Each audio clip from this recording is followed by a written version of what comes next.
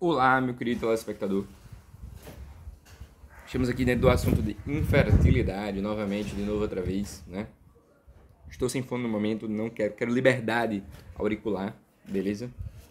E vamos aí adiante diante desse assunto gigantesco e chato de estudar, apesar que eu comecei a criar um gostinho por ele depois de um tempo. Demorei muito tempo para estudar esse assunto, para estar aqui para falar para vocês, para montar esse documento aí, para que a gente consiga estudar de maneira mais inteligente, de maneira mais fácil.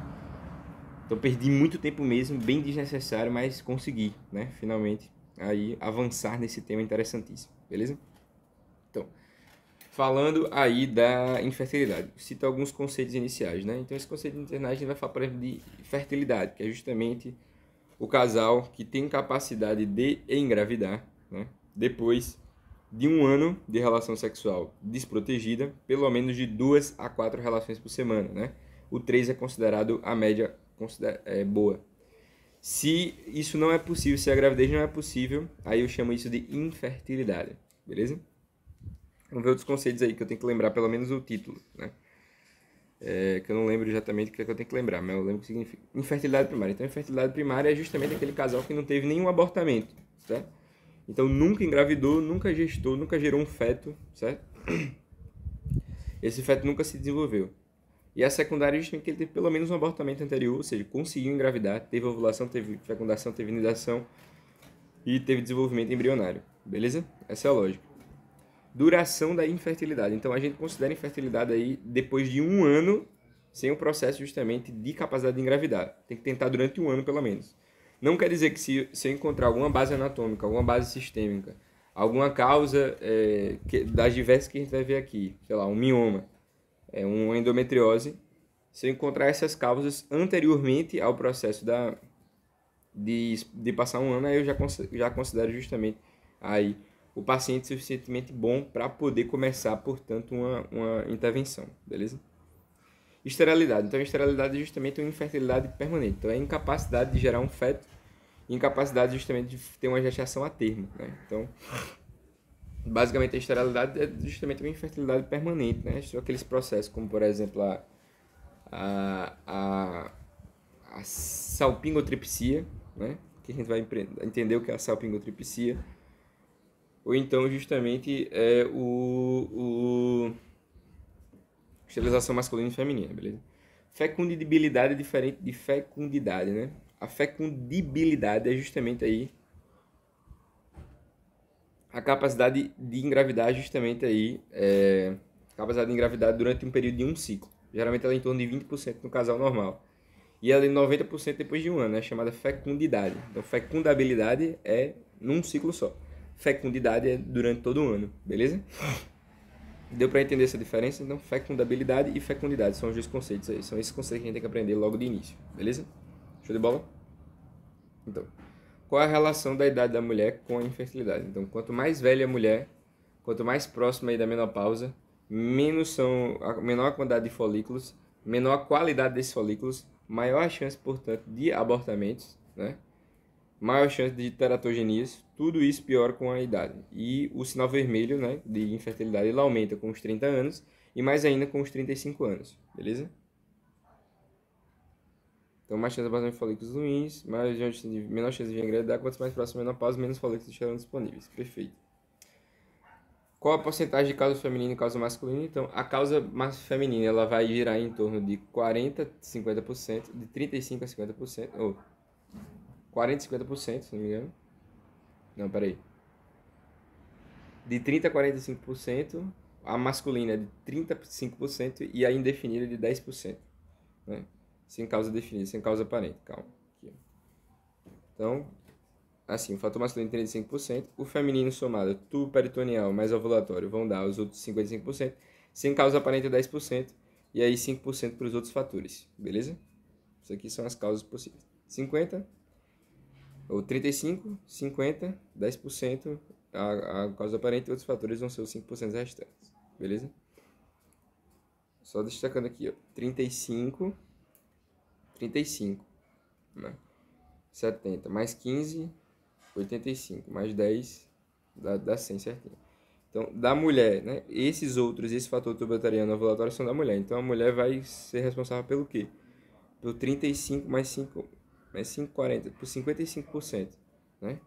E outros 10% da infertilidade de causa aparente. Sem causa aparente. E aí, quando a gente só analisa a causa feminina, ele divide 40% para as causas peritoneais, 40% para as causas ovulatórias, 10% sem causa aparente e outros fatores, como o uterino, cervical, vão representar aí os outros 10%, né? Então, essa é a divisão de causas femininas, beleza?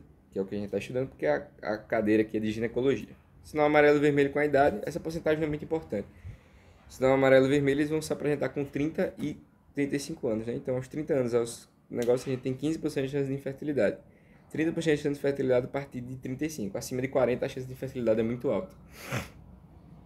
Certo? Deu pra lembrar? Então, isso é infertilidade, beleza? Quando a gente está falando a respeito da propedêutica inicial, né, a gente tem que pensar primeiramente quando é que a gente inicia a pensar a avaliação. Então a gente tem que ter pelo menos uma mulher aí abaixo de 35 anos, ela tem que ter ficado pelo menos um ano sem capacidade de engravidar. Que aí é o tempo da infertilidade.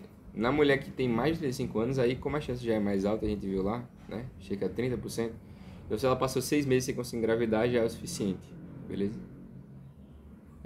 Em alguns outros casos também, quando você já sabe que tem algumas dificuldades relacionadas a alguma base anatômica ou fisiológica que já provoca, que já aumenta a chance de infertilidade. Então vamos imaginar que a mulher está em amenorreia, né? Ou oligomenorreia. O homem tem dificuldade ejaculatória. Tem alguma doença conhecida como mioma, endometriose, né? Tem alguma malformação congênita já conhecida. Então qualquer alteração prévia que provoca justamente esse processo, a gente já inicia o processo de análise. Então, inicialmente aqui, mulher com 35 anos após 6 meses imediatamente, né? Ou imediatamente, tanto faz. Você pode começar já logo no início. E após um ano, na que tem menos de 35 anos. Início imediato, oligomenorreia. Doença tubária conhecida, né? Então, característica aí daquele fator peritubário, né? Endometriose, como a gente falou, né? E parceiro com fertilidade sabidamente reduzida. Então, que já teve uma história prévia de fertilidade reduzida, né? Já teve uma dificuldade de ter o outro filho, já teve dificuldade em outro relacionamento, tudo isso, problema ejaculatório, hipogonadismo gonadotrófico, disfunção erétil, tudo isso já deve ser considerado para início imediato da propedêutica, certo? Então, a gente sabe agora quando iniciar. Então, basicamente, você tem que lembrar das mulheres, com mais de 35, menos de 35 anos. Aquelas outras são intuitivas, né? Coisas que já são conhecidas e que vão me dar o início. Então, se eu tiver uma paradinha, se eu tiver endometriose, eu já começo a tratar a endometriose. Se eu tenho problemas aí de oligomenorreia, eu já tento investigar essa oligomenorreia. Se eu tenho um problema relacionado ao parceiro sexual, como o hipogonadismo gonadotrófico, as alterações, você já começa a investigar também. Se você tiver aí outras alterações, você já começa a investigar. Então, essa é a lógica, certo? Qual outra coisa que tem que investigar também? Ou aqui não. Oligomenorreia é doença tubária conhecida, né? Então aqui, quando a gente fala de anamnese, né, a gente tem que pensar. Aí eu gosto, toda vez que eu vou estudar anamnese, eu sempre tento dividir na minha cabeça de acordo com o livro de semiologia e tentar buscar informações de cada nível, né? Então na identificação a gente lembra que tem aquela coisa, nome, solteiro, blá blá blá blá. Então o que é que geralmente você pesquisa? A idade. Então a idade ela é extremamente importante aqui para a gente saber a propedêutica. Quanto mais idosa, mais menor a chance justamente de ter a ovulação, de conseguir gerar filhos e mais chance de abortamento. Então isso já é o fator mais importante. Aí você começa com as histórias, né? Então imagina aí, história menstrual. Então a gente tem, por exemplo, a história menstrual, né? A história menstrual que é muito importante você saber aí a pubarca, saber quando é que foi a menarca, saber a característica do ciclo, saber quanto tempo dura o ciclo, quanto é o volume de sangramento, se o ciclo é regular, qual a duração do ciclo, qual a duração do período menstrual, né? Se tem alguma alteração de algum tipo. Então, o tipo menstrual da mulher é bom. É importante ser analisado. Se o tipo menstrual ele é irregular, eu já adianto logo, né? Provavelmente essa mulher não tem um problema de ovulação, certo? Se ela tem tensão pré-menstrual, aquela característica de síndrome pré-menstrual, e ela não tem aí alterações, né, no nosso queridíssimo síndrome pré-menstrual, e ela não tem alterações lá naquele negocinho que eu esqueci.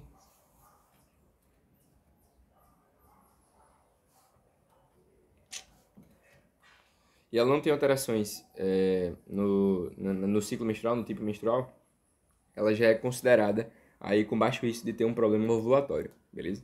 Então aí você pensou da história menstrual. Pensa agora em outra história da mulher, história obstétrica. Então, a história obstétrica ela é extremamente importante, né? Então, se a mulher teve abortamento, se ela teve um filho prévio, se ela é nulípara, né? Diferenciado de infertilidade primária ou secundária. Saber se houve abortamento, né? Complicação pós-parto não. Se ela já teve o filho, é basicamente isso. Saber a história prévia, obstétrica prévia, né? Teve alguma complicação, se fez cirurgia, né? Cirurgia naquela região, beleza? Como a cesárea. Então é importantíssimo ter essas informações. Outra história, né? Uma coisa que tem que saber também em relação à história sexual. Sim, história sexual. Então saber a libido, saber como são feitas as relações sexuais, com qual frequência, como são feitas não, né? Saber se tem libido, saber se tem disfunção erétil, saber se tem alguma alteração física, oligospermia, ou seja, pouco líquido ejaculado, né? Azospermia, né? Ausência de esperma, né?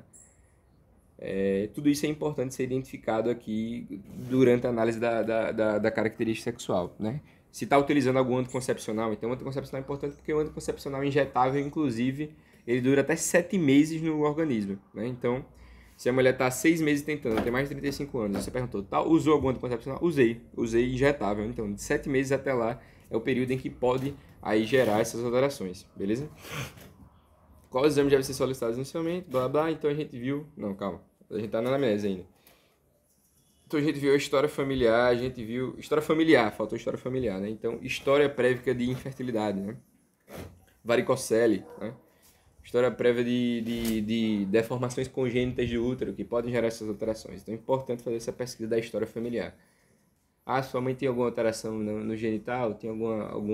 Tem histórico de infertilidade? Então isso é importante. Então a gente viu história patológica, né? Então a gente tem que saber no homem e na mulher a presença de algumas doenças ou então de alguns procedimentos que venham a ter alterado aí o ambiente. Então, se houve cirurgia prévia, se houve trauma em ambos os sexos, se no homem aí ele teve varicocele, pós-pária, se ele tem disfunção erétil, se ele tem distúrbios ejaculatórios, se ele já fez algum espermograma e deu alteração no espermograma, saber se ele teve DST, né? Saber se a mulher teve doença inflamatória pélvica, se teve DIP, se teve endometriose, se teve mioma, se teve outras infecções, se teve cirurgia pélvica, cirurgia urológica, cirurgia ginecológica, né? Se tem alguma malformação congênita conhecida, como por exemplo o útero de Delphi, um útero bicorno, um septus uterinos, né? Todas essas alterações são importantes ser reconhecidas. Então, são diversas as doenças que a gente tem que analisar aqui, que tem lá nossa queridíssima análise para a gente observar. Hipotireoidismo, hiperprolactinemia, problemas no nosso queridíssimo prolactininoma, resistência insulínica, né? Síndrome de ovários policísticos. Então, diversas doenças que vão interferir aí na nossa queridíssima e a gente conseguiu lembrar de uma quantidade boa. Show de bola. Então, eu vi história familiar, eu vi história menstrual, eu vi história gestacional, eu vi história sexual, eu vi história patológica e história fisiológica, que é importante, aí que ela tem na sua fisiologia. Eu esqueci, tem uma coisa importante. Se ela faz atividade física, muito importante esse hábito, né? A atividade física, ela pode, nas mulheres que fazem atividade extenuante, elas acabam, por conta justamente da liberação constante de cortisol, né? Eles vão acabar justamente bloqueando o eixo central, hipotálamo-hipófise, lá a nível de produção do GNRH e vão acabar, portanto, diminuindo a produção desses hormônios esteroidogênios, né? Então, vai ter também diminuição dos caracteres femininos, aquela característica toda, e a anovulação, até mesmo a menorreia, certo? Então, essa é uma característica importante. Qual outra coisa a gente tem? Vamos lá. tá faltando aí o uso de medicamentos e de substâncias. Então, tratamento psiquiátrico, uso de anabolizante, uso de drogas, como por exemplo a maconha. A maconha já é conhecida por diminuir tanto a motilidade do nosso queridíssimo espermatozoide, quanto também aí o volume desses espermatozoides, né? Uso de drogas ilícitas, álcool, tabagismo, deixa eu ver o que mais, anabolizante, já falei anabolizante, medicamentos psiquiátricos, anticoncepcionais, blá blá blá blá blá blá blá blá, análogo de GNRH, outros tratamentos prévios da fertilização, ou seja, conseguimos lembrar de uma quantidade muito boa de coisas. Eu acho que é isso, né? Vamos ver se eu consigo. Então, isso que você deve analisar na anamnese, né? Divida bonitinho na semiologia que você vai conseguir lembrar, que nem eu consegui lembrar aqui. Tô muito feliz por ter conseguido lembrar. Vamos lá. E sim, sempre pedi espermograma. Aqui, ó. Identificação, idade, história menstrual, tipo menstrual, regular, bem feito, e fator uterino. Bom eixo e fator uterino positivo. Tá? História sexual, frequência, libido, fertilidade prévia, métodos conservativos, pubarca, disfunção sexual. Tudo isso é importante. História gestacional, última gravidez, teve abortamento. Atividade atenuante, histórico fisiológico. Histórico familiar, malformação, doença genética, muito importante também, né? Então, malformações na família, né? E doenças genéticas também são importantes. Histórico patológico, trauma, cirurgia urológica, pélvica, varicocele e pós-parto. Atrofia testicular, muito importante. Infecções como, por exemplo, a cachumba, né? Ginecomastia, que se fala de ginecomastia. Isso aqui nos dois, quimio e radioterapia. Quimio e rádio podem reduzir consideravelmente aí, esse histórico aqui, né? Medicamentos, álcool, tabaco, maconha, drogas anabolizantes, ocupacionais também. Ver justamente se ele faz alguma atividade aí que seja ocupacional. Tratamento para infertilidade psiquiátrica. Então tudo isso é muito importante de ser perguntado na anamnese, né? Show de bola? Deu para entender? Não preciso lembrar de tudo, assim como eu não consegui lembrar de tudo, né? Mas é importante ter uma noção geral, pelo menos dividir esses tópicos aí ajuda a lembrar, né? Não estava dividido assim, eu organizei bem bonitinho. E aí, quais exames devem ser solicitados inicialmente? Então, são 4 exames que são solicitados inicialmente, né? De acordo com a aula que eu vi no Jaleco, né? 2 situações especiais e 2 que o professor adicionou aí. Então, o primeiro exame que deve ser solicitado, né? Nas situações inicial, né? Isso aqui era inicialmente, e em situações iniciais é outro, né? Em situações especiais.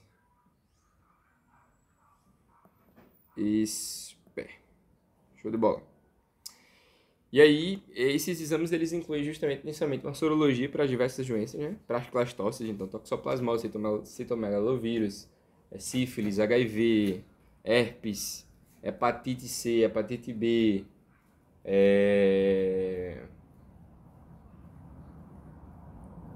torches, R, citomegalovírus, rubéola, né? O toxoplasmose. Então, tem várias doenças que são com a sorologia que você pede, inclusive, para mulher gestante, né? Muito importante aí para pedir inicialmente. Pedir as sorologias, o que é que você vai pedir também? Você vai pedir justamente dosagem hormonal. Então, você vai pedir todas aquelas características que podem estar alteradas. Para investigar possível hipotireoidismo, você vai pedir o quê? T4 livre e TSH. Para investigar possíveis alterações de hiperprolactinemia, você vai pedir prolactina. Para investigar, por exemplo, alterações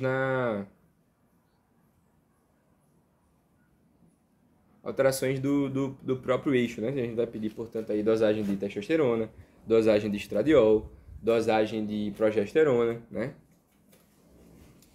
A gente vai pedir também o FSH, né? Não pede o LH não, pede o FSH.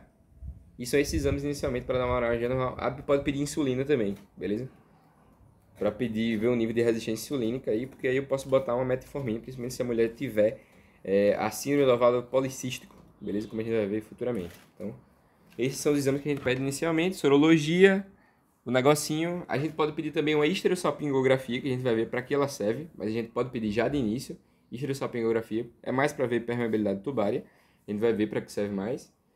E também eu posso pedir o espermograma, tem que pedir, a gente já falou lá que tem que pedir o espermograma, né? E para mulher eu tenho que pedir também o quê? Eu já estou na histerosalpingografia, pedi hormônio, pedi a sorologia para tostes, e estou pedindo o que mais? Sífilis, que eu ia falar também, HIV, tá faltando uma coisa. Eu posso pedir videolaparoscopia e estereoscopia em situações especiais, né? Então, lembrando que o tratamento, por exemplo, de endometriose é por videolaparoscopia. As estereoscopias podem servir para tratamento de miomas, dos miomas submucosos, né? Então, essas coisas a gente tem que conhecer, né? Os pediculados, vou fazer estereoscopia também. Mas eles não são feitos de rotina, eles são feitos em situações especiais quando se pede, né? Outros exames que a gente pode fazer aí são os hemogramas, né? Hemograma, lipidograma, glicemia, né? O nível de resistência insulínica. O que mais? Posso pedir testosterona, né? No caso, para ver se a mulher está com níveis de síndrome do ovário policístico, se eu tiver nessa suspeita. Posso pedir aí o 17OH, progesterona. Aqueles marcadores, esses que são marcadores da síndrome do ovário policístico, como a gente vai estudar, né? Eu ainda não estudei, mas eu já tive esse spoiler. E tá faltando uma coisa que eu esqueci, mas vamos ter que filar aqui, né? Então, dosagem de sorologia patológica, dosagem hormonal. Sim, a dosagem hormonal vai ser feita do 3º ao 5º dia, né? Do nosso queridíssimo... para pedir justamente investigar mais o fator ovulatório. Sim, é clássica, obviamente, eu esqueci, né? A nossa queridíssima ultrassonografia transvaginal, beleza? E aí é muito importante para ver o desenvolvimento folicular, a ovulação e a formação do corpo lúteo, né? Então, muito importante para ver o fator ovulatório aí também, a USG-TV, beleza? A estereossapingografia é o fator turbário, né? Para ver se a tuba tá realmente patente, né? Tá permeável. Então, deu para entender, né? Inicialmente esses exames. E aí tem os extras, né? O FDL, videoestereoscopia. O espermograma, muito importante. Citológico, posso pedir também. Hemograma, lipidograma, né? O citológico também esqueci. Mas os 4 primeiros e mais importantes são sorologia, parastoses, esterossalpingografia, as dosagens hormonais e... O que mais, meu querido? E a nossa queridíssima SG transvaginal, beleza? São esses exames básicos que já vai ser pedido inicialmente. Pode pedir espermograma, pode pedir hemograma, pode pedir espermograma, hemograma, pode pedir também citológico, beleza? Tudo isso é importante. Então, esses são os exames que tem que pedir. Terminamos nossa pré-pedêutica inicial. Pedimos isso obrigatoriamente, de primeira. Mas, obviamente, quando eu estiver na investigação da propedêutica, tanto do homem quanto da mulher, eu tenho que investigar todos os fatores. Então, a gente tem 4 fatores importantes, né? Um não tão importante. O primeiro, que é justamente os fatores ovulatórios, extremamente importantes. Os fatores tuboperitoneais, né? Que envolvem justamente a trompa de Falópio, a tuba uterina. E também o peritônio, que pode gerar, por exemplo, aderências nos ovários, aderências no tubo. A gente tem fatores chamados de uterinos, né? Que a gente está falando em grande parte aí das malformações do útero, coisas que provocam alteração na anatomia do útero. E também aí o fator cervical. Esse fator cervical é extremamente pouco importante, é quando o muco tem alguma alteração ou o colo está muito esternosado, né? Ou o muco cervical tá inóspito ou está estenosado, mas ele é muito pouco prevalente e além de ser pouco prevalente, ele com outros tratamentos já é resolvido, beleza? Então, a gente vai falar primeiramente dos mais importantes depois do fator ovulatório, que é o fator tubo-peritoneal, né? Então, a prevalência dele no nível total, se eu não me engano, se eu lembro bem, no individual é de 15%. No total é 15%, ou seja, no casal e na mulher ele representa 40%, né? É isso, 35% do peritoneal? Eu falei errado. 35%. É o ovulatório que é 15%, troquei. Então, tubo peritoneal, 35%, 40% no total. Quais são os fatores tubo-peritoneais? Então, a gente pode ter problema no tubo ou no peritônio, concorda? Deu pra entender? E o que é que você consegue pensar disso aí? Né? Se eu tenho problema no tubo, o que é que dá problema no tubo? Então, qualquer obstrução que ocorra ou aderência no tubo. E o que é peritoneal? Qualquer aderência que atinja o ovo, beleza? O ovário, ou então a salpinge, perituberário ou periovariano. Então, basicamente é isso, beleza? Não, isso aqui de baixo. Pronto. Então, tubários, né? Aderência ou obstrução, né? Então, tem alguma obstrução, alguma coisa que esteja prejudicando a permeabilidade. E aderência peritubária ou periovariana são esses fatores. Ou seja, a gente está falando de toda doença que provoca obstrução na tuba uterina, né? Então, a primeira causa aí de infertilidade é a obstrução na tuba uterina. E várias doenças podem provocar essa obstrução na tuba uterina. Você já estudou comigo aqui duas que podem provocar isso aí, que é o quê? Endometriose, que pode provocar infertilidade. 50% das laparoscopias encontram infertilidade derivada aí de endometriose, beleza? E aí, os 50% das laparoscopias de endometriose são por conta de fertilidade. Eu não interpretei esse dado ainda, mas enfim, endometriose, os leiomiomas podem ser uma causa importante, né? A gente também tem cirurgias prévias, doenças inflamatórias pélvicas podem gerar esses problemas também. Cirurgias prévias no peritônio, cirurgia prévia no ovário, cirurgias urológicas.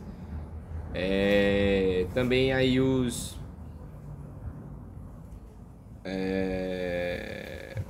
as aderências, tudo isso pode ser causa aí da nossa queridíssima peritoneal e tubária. Então aí, DIP, endometriose, a endometriose também e cirurgias, né? Falta o mioma, eu acho aí. O mioma dá pra tampar lá o tubo, né? Acho que dá. Beleza? Então vamos adicionar o leumioma aí. Eu estudei que pode provocar infertilidade. É mais raro, mas pode provocar. Beleza? Quais os exames solicitados, né? Então, basicamente, a gente está diante de toda doença que tampe a nossa queridíssima... nosso queridíssimo tubo. Doença inflamatória pélvica que provoca isso. Os exames solicitados aí, essa é a parte mais complicada para a gente lembrar, né? Em relação aos fatores tubo-peritoneais. Então, os exames solicitados são 3. O primeiro e o mais importante é a histerosalpingografia. Ele é o mais barato, ele é o mais eficiente aí para ser feito. Videolaparoscopia é o nosso queridíssimo que padrão ouro. No entanto, ele não é realizado de rotina. Ele é feito em situações especiais quando a gente acha alguma alteração na histerosalpingografia. No caso do professor que deu a aula, ele disse o contrário, exatamente o contrário, que é justamente quando você não acha na histerosalpingografia, você pede uma videolaparoscopia. Na prova, eu vou aprender o que o professor disse. Para a vida, eu vou aprender o que foi dito na aula que eu assisti, né? Porque para mim faz mais sentido, beleza? Então, videolaparoscopia, para a prova você vai responder só faz quando dá errado a histerosalpingografia ou não tem resultado na histerosalpingografia. E o que danado é a histerosalpingografia? Você já deveria saber porque você já deveria ter assistido a aula de mioma, beleza? E a histerosalpingografia ela nada mais é do que a injeção de contraste lá na cavidade uterina, né? Que deve ser feito com analgesia, nem sempre é o caso, mas deve ser feito com analgesia porque gera dor. Esse contraste vai lá, evolui sobre o útero, chega nas tubas uterinas, marca as tubas uterinas, provoca justamente uma hidrossalpinge, né? Uma hidrossalpinge não, ele acumula água ali e depois ele extravasa para o peritônio, né? Provocando justamente o que a gente chama provoca um extravasamento peritoneal, que inclusive aqui acontece no refluxo menstrual, né? Que é uma das causas aí, uma das teorias para endometriose, beleza? Então, as tubas estão prévias quando justamente a gente tem o extravasamento desse líquido aí por meio das tubas uterinas. Sai das tubas uterinas, chega no ovário e passa, né? Por isso que ele é colocado com pressão. Aí depois eu vou lá e tiro uma chapa, né? Faço um raio-x e vejo essas alterações, beleza? Com isso eu posso observar duas coisas. Eu posso observar tanto a permeabilidade da tuba uterina, quanto também eu posso observar qualquer alteração que ocorra a nível uterino. Então a histerosalpingografia também é um exame que vai ser utilizado para o fator uterino, como a gente vai ver. Porque lá eu posso ver sineco, eu posso ver septos uterinos, eu posso observar malformações congênitas, o bicordo, o didelfo, os septos, como a gente falou. Eu posso observar também aí presença de miomas, né, nessa região. Eu posso observar sinéquias, beleza? Você já falou, chamada síndrome de Asherman, que são várias sinéquias colocadas naquela região. Então, tudo isso pode ser visto através da histerosalpingografia, né? É um excelente exame justamente para eu ver permeabilidade. Diz que a paciente não está tendo gravidez por conta da permeabilidade? Não. Ela só diz que a permeabilidade tá alterada ou não, beleza? Ela não diz a respeito da gravidez. Você só pode supor que essa é uma das causas, né? Então, o exame solicitado primeiro é a histerosalpingografia. E deixa eu ver se tem mais alguma pergunta relacionada a ela. Qual é o exame inicial? Quando deve ser feito? Né? Então, o exame inicial é a histerosalpingografia, né? ele deve ser feito toda vez que a gente tem uma suspeita aí de obstrução da cavidade da tuba uterina, né? Deve ter alguma outra resposta que eu não estou lembrando. Como é que ele funciona? Então, a gente já falou e o que ele revela é justamente essas alterações, né? E aí a gente tem que falar dessa prova de Cote aqui que a gente vai lembrar agora. Pronto. A estereossopingografia, esses são os tempos, né? Os tempos têm que ser lembrados, então vamos comigo, né? Qual foi o primeiro tempo que a gente viu? A gente viu no primeiro tempo lá, em relação ao período em que eu tenho que fazer aí, que vai do terceiro ao quinto dia, que eu tenho que fazer alguma coisa. Esqueci, meu Deus. Que eu tenho que solicitar os exames, né?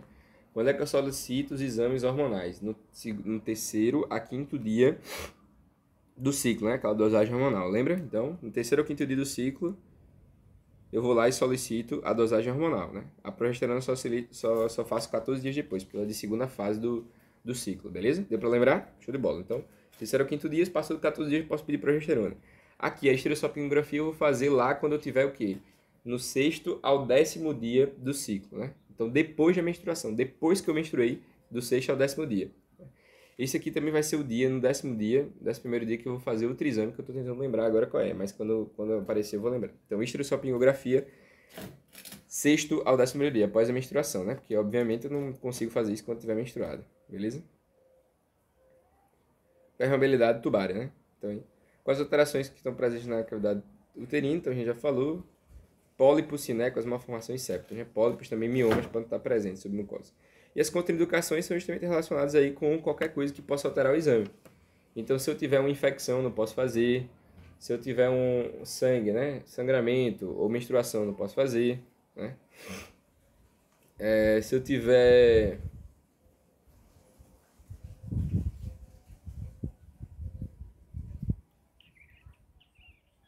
Vamos ver mais. Hemorragia, infecção e gravidez, né? A gravidez não dá pra fazer também não. Então, obviamente, gravidez não dá pra fazer. Hemorragia, infecção e gravidez. Tudo bom, lembrei dos principais. Então, essas são as contraindicações. Então, relembrando, qual o primeiro exame a ser solicitado? Estereossopingografia. Vou fazer jogar contraste, ver o raio-x, ver alterações na anatomia, ver alterações na salpinge. Faço do sexto ao 7º dia e não posso fazer quando tiver infecção, hemorragia e gravidez. Outra coisa... pronto, é isso. Então, é isso que é a estereossopingografia. Certo? O que é a prova de Cote positiva? A prova de Cote positiva é justamente o extravasamento peritoneal para o nosso queridíssimo do clonastre, mostrando justamente que há permeabilidade uterina, beleza? Extravasamento de sangue cadado para a gente não constar. Isso não indica compatibilidade com gravidez diretamente. Perfeito, né? Como eu falei. Não indica que a mulher já pode engravidar. Quer dizer que ela está permeável, né? E quando a mulher é alérgica ao iodo, né? Quando a mulher é alérgica ao iodo, eu vou fazer outro exame, que aí eu vou injetar soro na cavidade e vou fazer o ultrassom. É a famosa histeroultrassonografia. Qual a utilidade dela? Nula. Muito ruim, muito mal feita. Só vai dar para ver as alterações do útero, tanto é que ela é mais utilizada em fatores uterinos, né? Mas dá para ver um mioma, por exemplo, que pode estar provocando esse problema. Só que ele é pouco eficaz, dá muito falso negativo, pouco eficiente, beleza? E qual o padrão ouro? Como a gente viu, não é estereoscopia. Na verdade, o padrão ouro é a nossa queridíssima videolaparoscopia. Ela é de rotina? Jamais, né? É um exame que é realizado aí em situações especiais. Então, se eu tiver uma indicação, por exemplo, específica, como por exemplo aí um mioma, né? Eu identifiquei o mioma através de uma ultrassonografia. Eu quero retirar o mioma, eu faço videolaparoscopia, né? Ou se eu tiver uma endometriose, que eu preciso tratar, diagnosticar e tratar por via laparoscópica, tem uma indicação lá bonitinha, né? Mas no geral, a indicação é quando justamente a nossa queridíssima histerossopingografia, ela encontra alguma alteração. Ou quando não encontra uma alteração, quando você está dentro da aula do professor João, quando você está dentro da aula do Jaleco, a resposta é quando você encontra a alteração. Beleza? Vamos lá. O VDL é padrão ouro, é rotina não. Quando alterado, sim, justamente quando a gente tem HSG alterado. Então, aderência, formação, endometriose, tumores. Mas o professor disse que pacientes não mostram alteração nos exames anteriores, né? Então, essa é a alteração. A técnica é justamente o quê? Você injeta um azul de metileno, né? Internamente, faz a videolaparoscopia, você vê o azul de metileno e você vê a saída daquela estrutura. O que é que você observa de forma inteligentemente junta, né? Você pode observar aí a presença de contrações uterinas, né? Contração da tuba uterina. Então, a contração da tuba uterina peritaltismo já pode ser analisada devido à laparoscopia. Por isso que é um exame melhor, mais bem feito, mais analisado. Então, basicamente a mesma lógica da estereossopingografia, só que você está olhando dentro da cavidade pélvica. Uma coisa importante é que durante justamente a videolaparoscopia você não pode perder o tempo cirúrgico. Então, se você tiver que fazer, por exemplo, cortar a aderência, se você tiver que tirar foco de endometriose, se você tiver que tratar mioma, se você tiver que fazer uma reestruturação da estrutura tubária, né? Retomar as anatomias que existem, né? Tudo isso, sei lá, desobstruir o ureter, ver se tem alguma alteração ureteral, tudo isso deve ser feito em um tempo cirúrgico só, beleza? Não dá para desperdiçar. Vamos imaginar que uma paciente tem endometriose, né? E ela tem uma poliaciúria muito forte, ela tem uma disúria muito presente. Você vai lá, faz uma urografia retrógrada, você observa que tem um desvio do ureter. Você pode perder o tempo cirúrgico da videolaparoscopia? Não, você tem que fazer essa técnica, né? Então, por isso, você tem que utilizar esse processo, beleza? Então, a técnica é justamente o azul de metileno, caindo no peritônio, chama de cromatubagem. E aí, eu analiso justamente a causalidade do peristaltismo da tuba, né? Outra coisa que eu faço também, que eu posso fazer concomitantemente, é justamente a lise da aderência, remoção do foco de endometriose, salpingoplastia e o drilho ovariano. O drilho ovariano é justamente uma técnica que pode ser utilizada, que você passa uma corrente, né? Você perfura o ovário e passa uma corrente, e lá você estimula a ovulação através disso. Aí depois que você faz o drilho ovariano, já que você abriu para a videolaparoscopia, você vai lá, estimula o coito, ou então faz a inseminação, né? Assistida, ou você faz ou pega o folículo depois disso aí, beleza? Então você tem que planejar já fazer justamente as outras alterações relacionadas aí ao tratamento dos fatores ovulatórios. Então o drilling é uma opção aí quando você faz VDL, beleza? Então só relembrando quais são os exames: histerossopingografia, o melhor para ser feito inicialmente, rotina, o outro que eu já pedi inicialmente, né? Histerossonografia, quando eu não puder fazer histerossopingografia, quando há infecção, gravidez ou sangramento, não é tão útil, né? Eu acho que não dá nem para fazer na gravidez nesse caso. Ou então não, na verdade é quando a mulher é alérgica ao iodo, então nesse caso não faz, né? Dá pra fazer com iodo também ele aí, mas ele não é indicado, né? Obviamente. E aí a videolaparoscopia, obviamente na gravidez nunca vai dar pra fazer videolaparoscopia, mas aí eu tenho que dar aquela olhadinha bem bonitinha, drilha ovariana, beleza?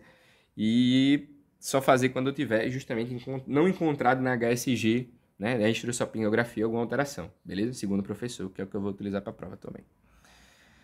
Então, esses são os exames solicitados, né? Então, a gente terminou os fatores tuboperitoneais. Caramba, se você olhar no...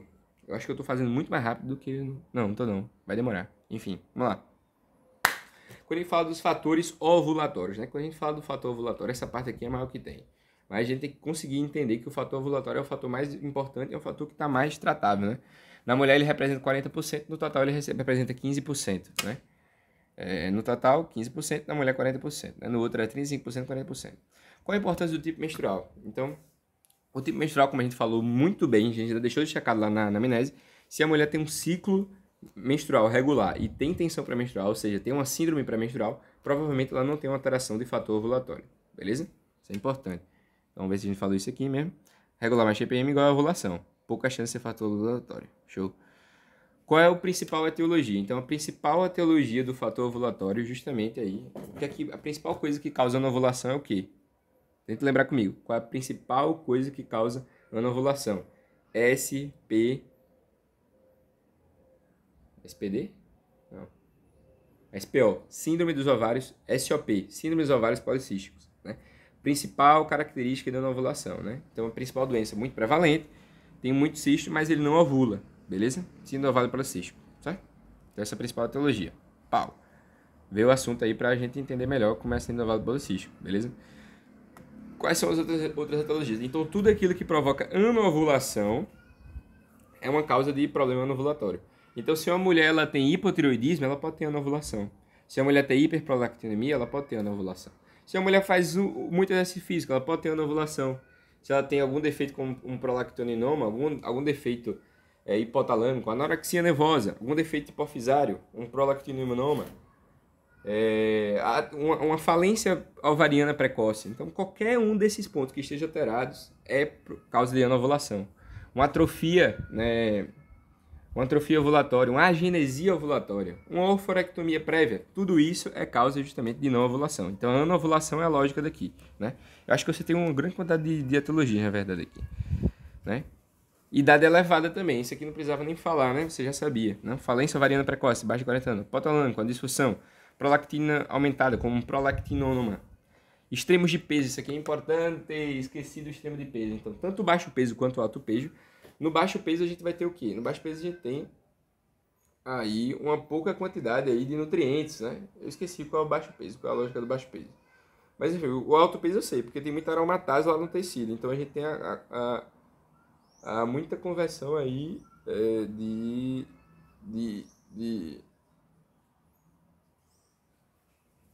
Não, agora me pegou. Enfim, só vou decorar. Exercício físico e extremos de peso, né? Eles vão ter uma oligomenorreia, essa população aí, beleza? Tanto é que a mulher tem menos fogacho, né? A mulher que tem muito peso tem menos fogacho durante a menopausa. Mas enfim, esses são os fatores, né? Eu só vou decorar que é extrema de peso, esqueci qual é a lógica. Mas enfim, o obeso também tem esse problema. Né? Lembrar, obesidade, mulher obesa, anovulação. Obesa anovulação, exercício físico anovulação. Show de bola? Quais os 4 elementos que devem ser analisados quando a gente está falando de anovulação? Então a gente tem 4 pontos que a gente tem que investigar quando a gente está falando de anovulação, beleza? O primeiro desses pontos é justamente a gente conseguir aí ver a chamada reserva ovariana. Na verdade, o primeiro é justamente a gente documentar a ovulação. Então a gente tem que documentar se está tendo ou não ovulação, beleza? Então esse é o primeiro ponto. Qual o segundo ponto? É justamente ver a reserva ovariana, né? O terceiro justamente ver defeitos da fase lútea e o último justamente fazer dosagem hormonal. São esses 4 pontos que a gente tem, certo? Então aí, documentação documentação da ovulação, deficiência da fase lútea, avaliação da reserva ovariana, né? Fiz uma adaptaçãozinha para tirar a setinha, beleza? Show. Então são os 4 elementos. E agora eu vou falar de cada um desses elementos, né?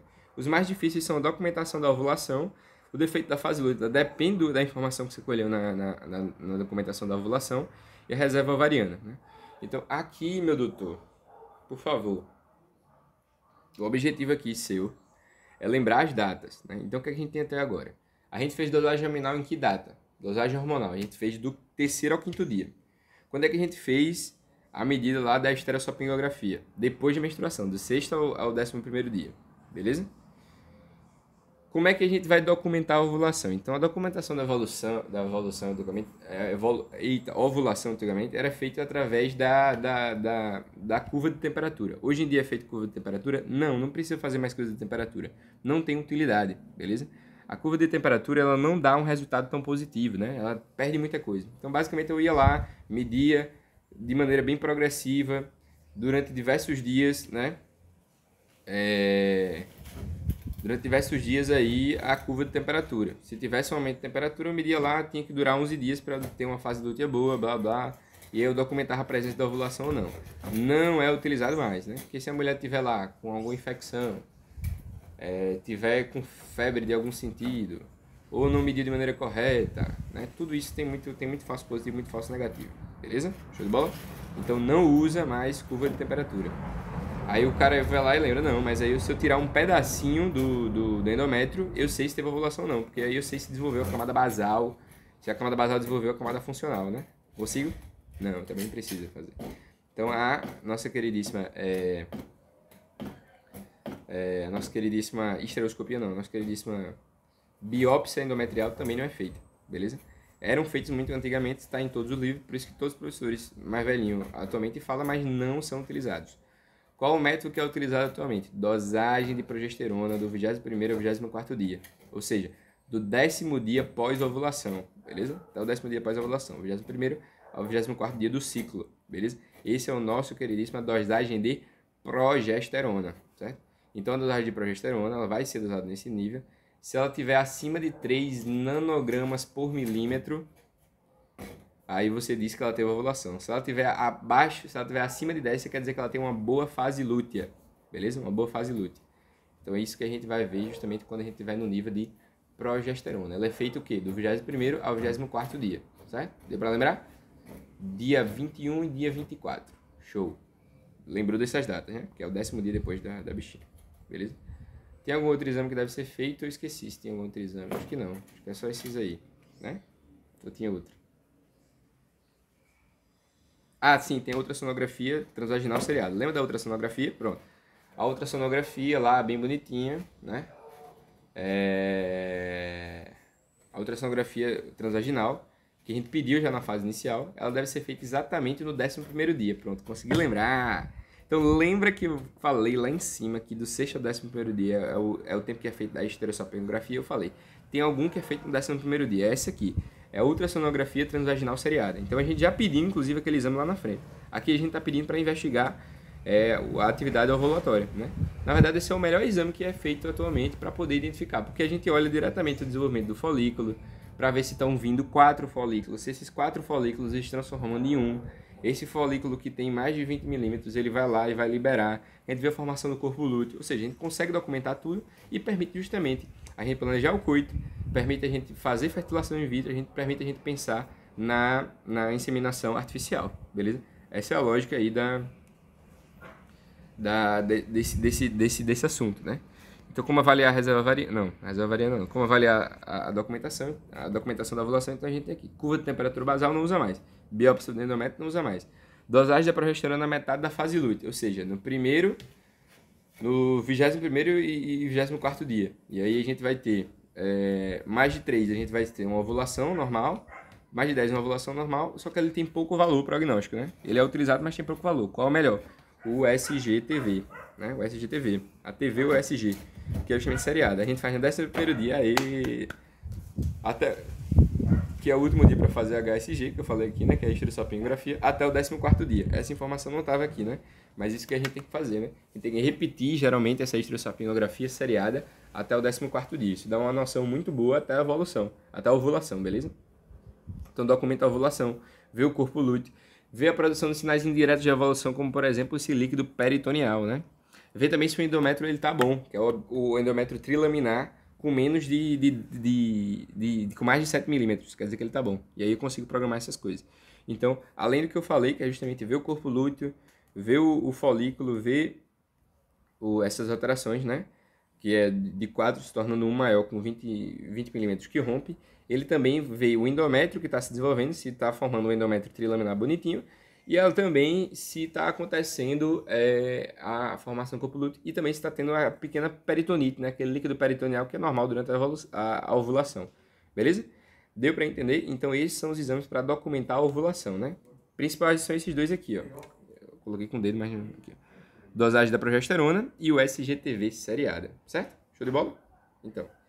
E aqui tem esse assunto, né? Esse tópico aqui que eu não entendi muito bem, que são os defeitos da fase lútea. Os defeitos da fase lútea, basicamente, pelo que eu entendi, são simplesmente a interpretação da documentação da evolução. Mas seria justamente uma outra forma de avaliar o fator ovulatório, né? Então, basicamente, eu vou usar as mesmas informações que eu já citei ali, né? Uma curva de temperatura basal que seja menor do que 10 dias, né?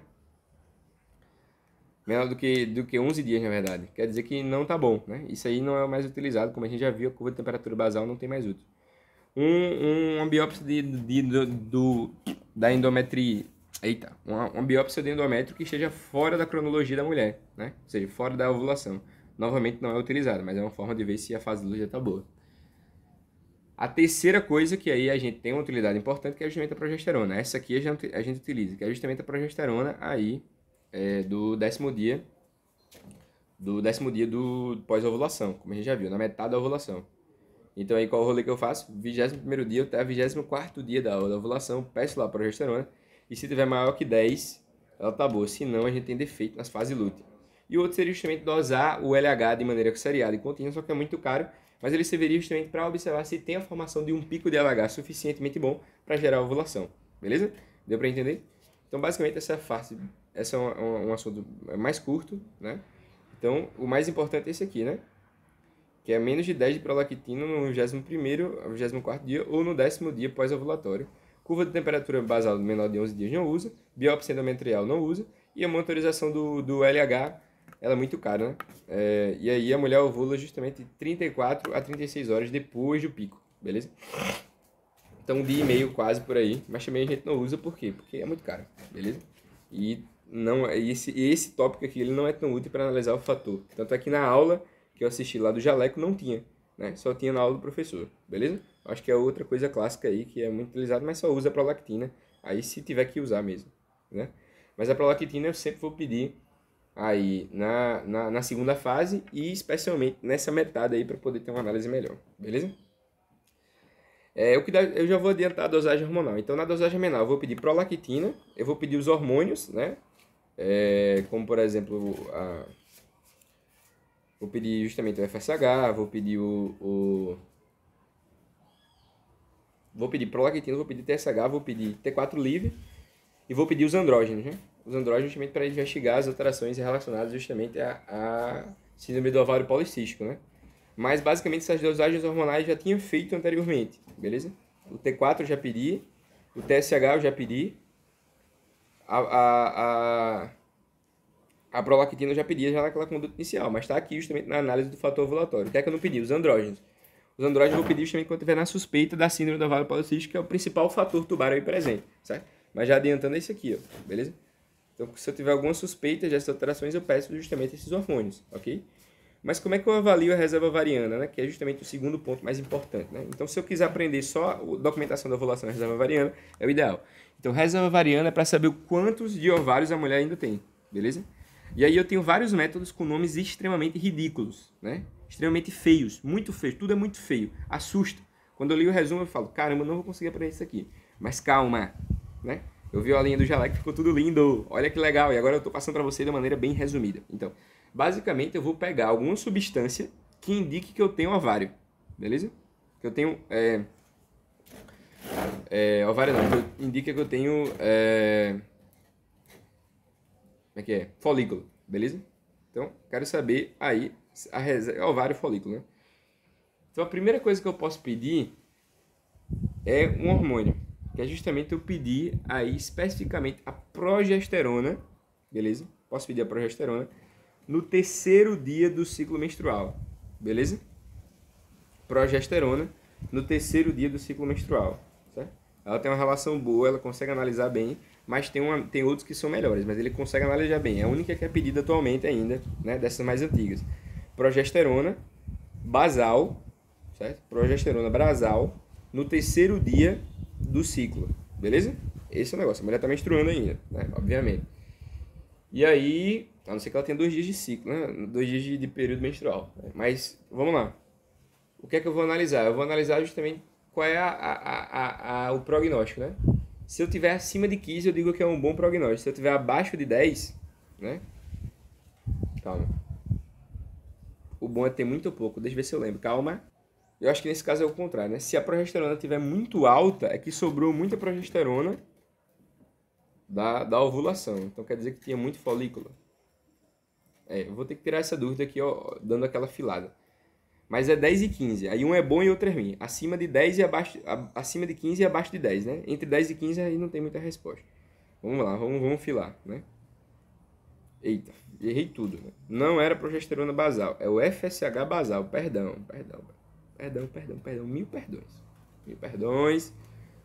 Mil perdões. Então, FSH basal, né? Então, FSH basal é o hormônio folículo estimulante.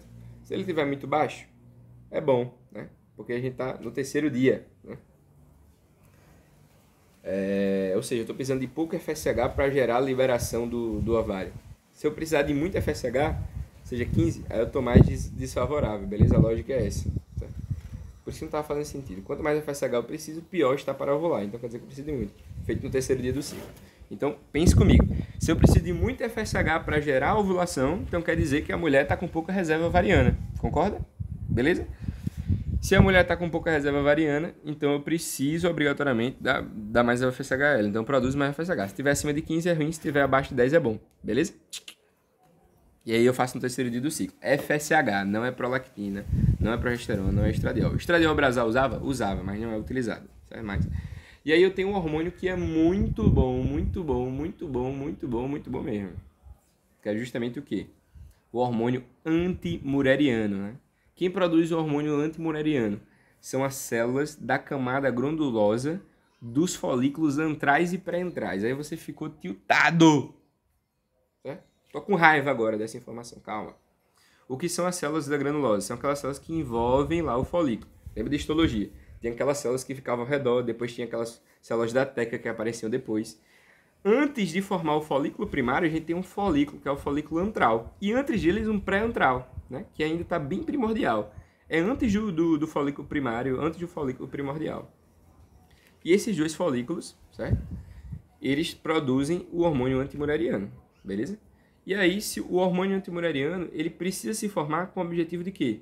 De desenvolver o folículo. Então quer dizer que se ele estiver baixo é um sinal ruim, concorda? Beleza? É o contrário aqui, não precisa produzir, quer dizer que eu tenho essas células. Então, acima de 1 é considerado uma quantidade média, né? Abaixo disso é considerado insuficiente. Então, a taxa do hormônio antimureriano, que é um excelente marcador, é justamente aí uma taxa que vai diante de onde? Ele vai justamente pegar aí, pelo menos, eu preciso de acho que é picograma, um negócio assim, bem pequenininho, né? É uma resposta média, né? E aí ele é o melhor marcador produzido por essa série. E eu também vou medir no terceiro dia. Todos eu vou medir no terceiro dia, certo? Todos eu vou medir no terceiro dia, beleza? E aí, a gente lembrou do FSH basal, a gente lembrou do hormônio mureriano, né? Por que o FSH basal não tá marcado de negrito? Porque esse aqui é o mais importante junto com esse aqui, que é a contagem dos folículos antrais. Agora você gostou, né, de saber o que era antrais? Contagem dos folículos antrais, né? Por meio de o SGTV, do SGTV, transvaginal. Certo? Então eu conto, vou lá e conto quantos folículos tem, né? Quando é que eu incluo esse folículo? Quando ele tem entre 2 e 6 milímetros, é o tamanho.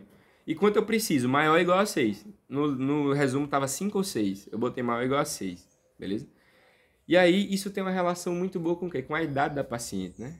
Quanto mais velha, menos folículos ela tem. Então eu consigo ter uma noção cronológica muito boa. É um excelente marcador, certo? E ele serve também justamente para saber o quanto a mulher vai responder se eu fizer uma estimulação à produção, à ovulação, né? Que a gente vai ver já depois com o clorifeno, com as gonadotrofinas, com a metformina, beleza? A gente vai ver já esse tratamento, certo? Então, por isso que contar é muito importante. Contar os folículos é muito importante através do USG, beleza? Quais são outros métodos? Estradiol basal, o teste de clomifeno, né? Teste do clomifeno. Dosagem de inimina, eu nem decorei, e o volume avariano. São outros métodos que não são mais utilizados. Os 3 mais importantes são esses. Hormônios antimureriano, a contagem de folículos antrais, né, de 2 a 6, no mínimo 6, na mulher, vendo características cronológicas, vendo o estimamento da resposta, estimulação, e o acima de 1 no hormônio antimureriano e o abaixo de 10 no nosso queridíssimo FSH basal, no terceiro dia do ciclo. Terceiro dia, e aqui a contagem do USG pode ser a qualquer momento. Beleza? Pode fazer junto quando é feita a USG. Quando é feita a USG, lembra? Quando é que é feita a USG? Você lembra? Olha as minhas olheiras. Estudando, para você, o que é que significa o USG? 11º dia. 11º dia é quando eu faço ultrassonografia transvaginal, até o 14º, né? E aí eu já aproveito para contar os antrais. Qual outros exames posso fazer?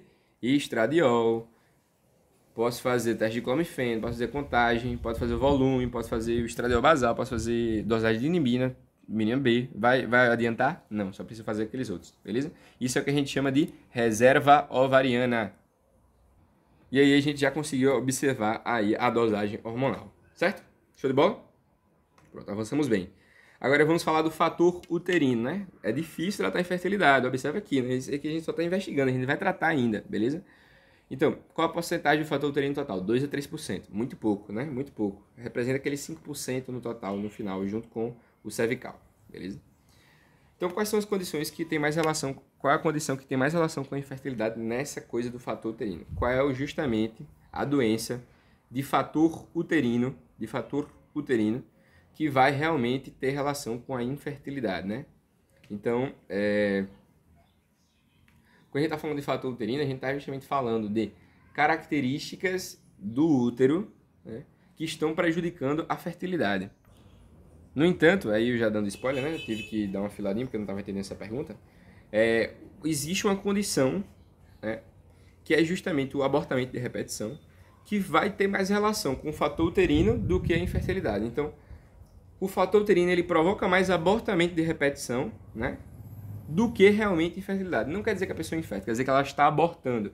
Ela está ovulando, está chegando coisa bonitinha, está tendo nidação, tá tendo tudo lindo, mas ela tá abortando. Por quê? Porque ela tem fator uterino, beleza? Então não quer dizer que ela é infértil por isso, quer dizer que ela aborta por isso. Mas pode ser que ela esteja infértil, né? Então a lógica é essa, beleza? Quais são as etiologias que a gente tem que destacar aqui? Então as etiologias do fator uterino, elas incluem exatamente o que, né? A gente tá falando daquelas alterações. Então sinéquias uterinas, septos uterinos, pólipos, miomas, pólipos não, malformações congênitas, como por exemplo o didelfo, o bicorno, O septo, como a gente já falou.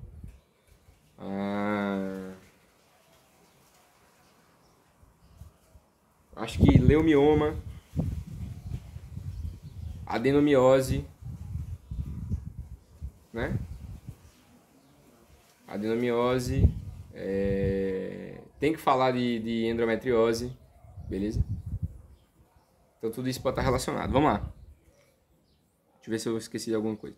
Leumiomas falamos, pólipos falamos, desistimos de pólipo, mas vamos fingir. Sinécrios, beleza? Endometrite, essa hiperplasia endometrial também pode ser uma causa. Adenomiose, né? Adenomiose. Falamos de adenomiose, falamos. Malformações uterinas, bidarro, incômodo, sepsis. Pronto, falamos de tudo quase. Então, são fatores uterinos, são alterações de útero que provocam o problema, né? E aí, quais são os exames que a gente vai fazer? Então, bem simples, a gente já falou de todos eles, meu querido. Vamos comigo, né? Lembra da nossa queridíssima histerossopengografia? Mesma coisa, vai fazer aqui também, né? Vou fazer histerossonografia? Faz aí, pô. Faz aí, se for alérgico a iodo. Mas não ajuda. O que é que eu posso fazer de diferente aqui?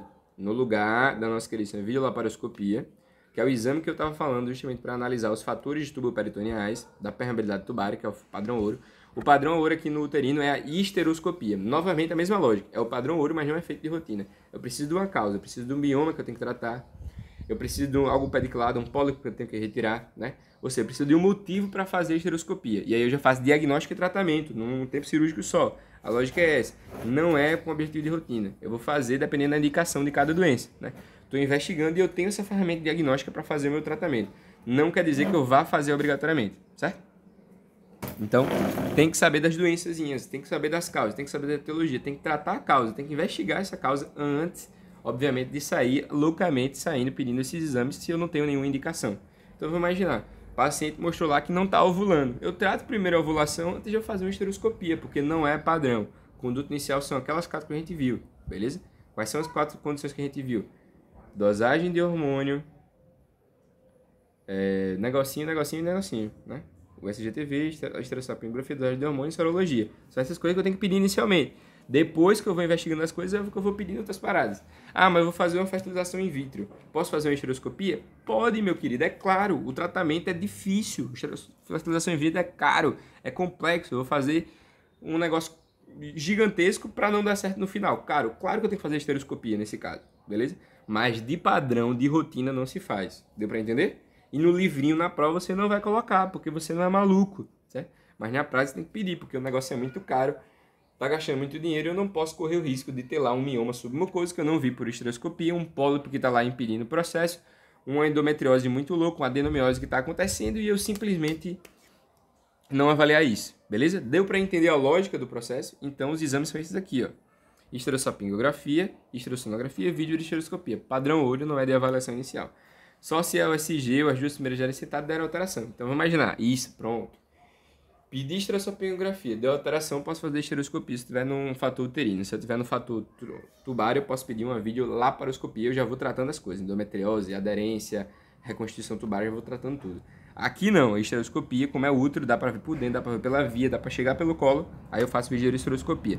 Aproveitar o tempo cirúrgico para fazer polipectomia, debridamento cinético e guiar a biópsia, que são justamente as características que a gente faz pela histeroscopia. Você não faz polipectomia pela histeroscopia, você não faz miólise da cineca, você não faz justamente debridamento da cineca por isso. Você não já pode guiar uma biópsia se tiver justamente um risco justamente de colo de útero, né? Um câncer de corpo de útero, né? Vai que eu estou na suspeita, vai que eu achei uma mistura possível. Então eu vou fazer a famosa histeroscopia armada. Eu não vou lá só para diagnosticar, eu estou pronto para fazer o que der e vier. Deu para entender? Show? Essa é a lógica. Não é a avaliação inicial e ela só vem quando as primeiras já derem alterado. Lembrando que a USG ela também pode indicar uma alteração no útero, né? Um leumioma pode vir pela ultrassonografia. Você estudou ultrassonografia? Você viu que o leumioma ele pode ser identificado por lá. Na verdade é um dos melhores exames para dar uma olhada, né? No leumioma, beleza? Dá para achar essas estruturas. Show de bola, conseguiu entender a lógica? É isso, essa é a brincadeira aqui do nosso negócio, é ter razoabilidade, é saber quando pedir uma coisa ou outra, beleza? E aí o fator cervical é o que você menos tem que se preocupar, é o que menos vai cair na sua prova e é o mais simples de todos, né? Qual a porcentagem? Só 5% do total, beleza? Quais são suas etologias? Então, etologias são duas, ou o muco cervical ele é inóspito, certo? Tem uma quantidade baixa, uma qualidade baixa, ou seja, ele pode ter inclusive aí uma característica muito importante é o pH alcalino, né? O muco, ele atrai, por ter um pH alcalino, ele atrai os espermatozoides, beleza? O muco cervical, né? Se esse pH ele está alterado, está muito ácido, ele acaba justamente afastando essa espermiomigração, né? Eu acabo não migrando por conta dessas alterações, beleza? E aí,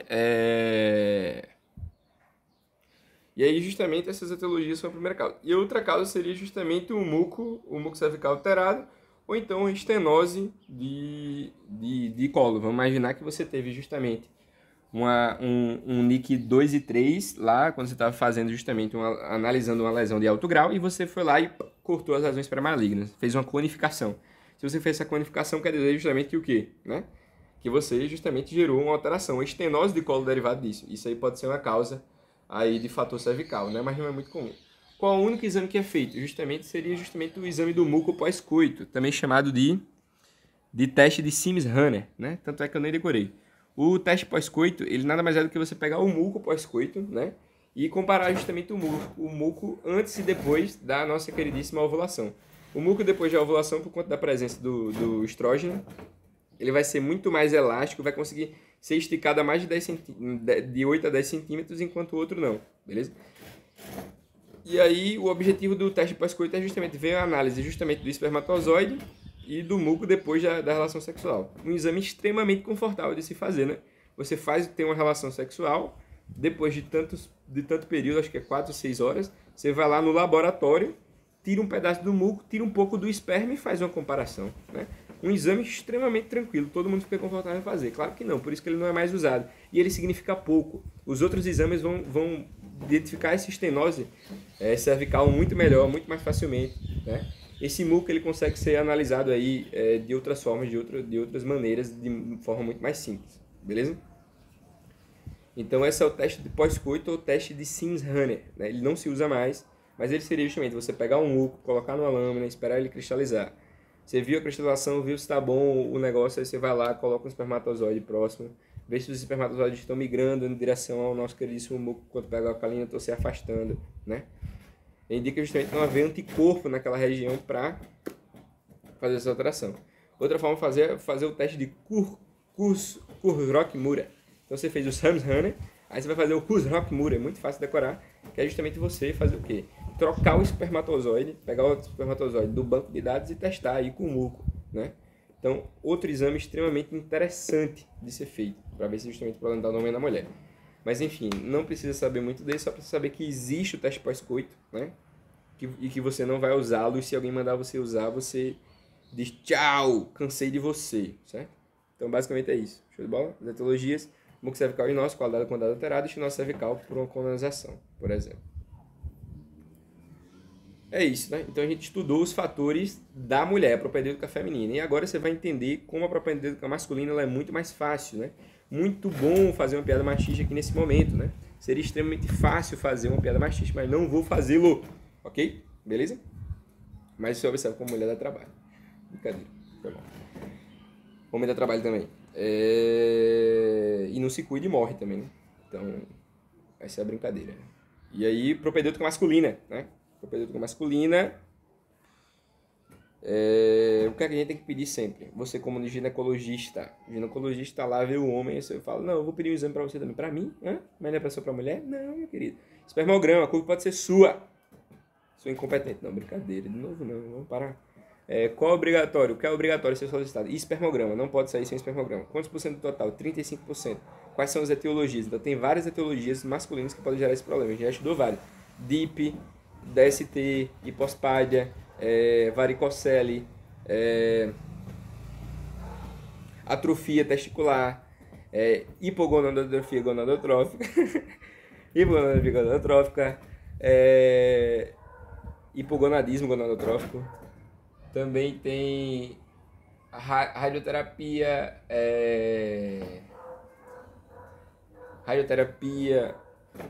quimioterapia, essas alterações, disfunção erétil, problema testicular, tudo isso, né? E deve ser investigado durante justamente a história clínica e o exame físico, beleza? Varicocele, hipospádia, tudo isso a gente acha tranquilamente no exame físico, certo?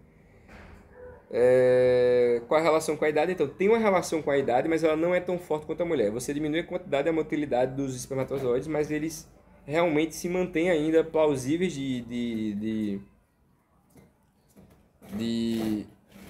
de fecundação independente da idade, né? O problema está mais no folículo. O folículo fica ruim, pouco presente. No homem, ele perde um pouco de qualidade, mas não tanto quanto na mulher. Não é o mesmo índice, né?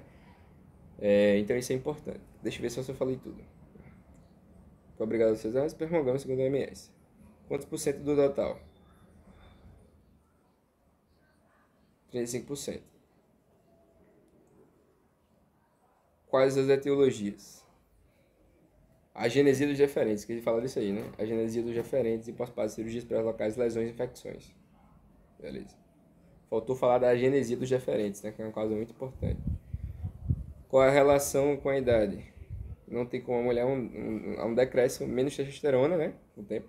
Menos motilidade e menos número de espermatozoides, né? Lembrando que a espermiogênese, espermatozoidogênese, oogênese, sei lá como é que é chamada, oogênese não, zoogênese, né? A zoogênese, ela é totalmente dependente da testosterona. Então, com a baixa da testosterona, menos motilidade e menos número, beleza?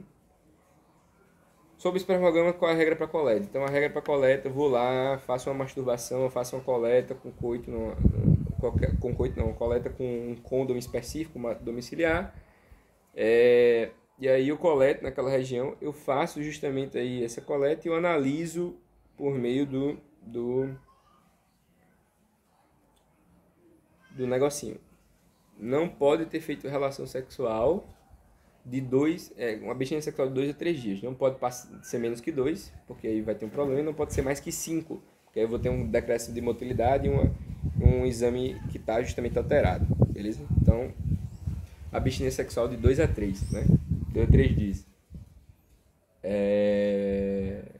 Deixa eu ver se tem mais alguma coisa que eu esqueci.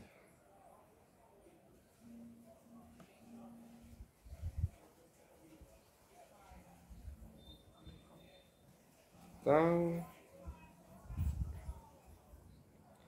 menos do que 2 vem pouco e mais que 5 vem com perda de morfologia e motilidade. Masturbação voluntária com esse pessoal. Repetir o exame, então isso aqui é importante, né?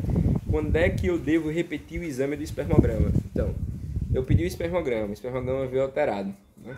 Aí eu espero um período específico de 12 semanas, beleza? Acho que é 12 semanas, 12 semanas, né?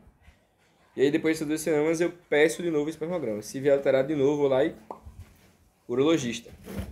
Se não vier, eu não preciso, por exemplo, pedir exames hormonais. Né? Nesse caso aí, se tiver alterado, eu vou para o urologista e peço exames hormonais. Beleza? Cadê? Vamos ver aqui se eu acertei. Se normal, não há necessidade de repetir. Se alterado, repetir depois de 12 semanas. Aí, se espermograma normal, não há necessidade de testes hormonais. Se não, precisa, obviamente. Né? Quais são os parâmetros do espermograma? Deixa eu ver se eu lembro. 1,5 total, no mínimo 1,5 no mínimo 1,5 para ser considerado a quantidade boa. No mínimo 5 milhões, não, quantos milhões de espermatozoides é considerado normal? 39 milhões de espermatozoides. 39 milhões de espermatozoides.